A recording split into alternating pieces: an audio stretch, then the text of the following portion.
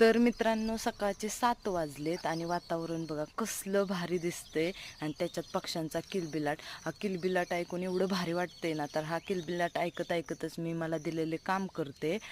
पप्पांनी मला औषधं दिली होती आपल्या पिकांवर मारण्यासाठी आणि म्हणाले की ते औषध मारण्यासाठी देऊन ये, कारण आपण जी पिकं लावले त्याच्यावरती कीड किंवा रोग कुठला होऊ नये म्हणून वेळच्या वेळी काळजी घेतलेली बरी.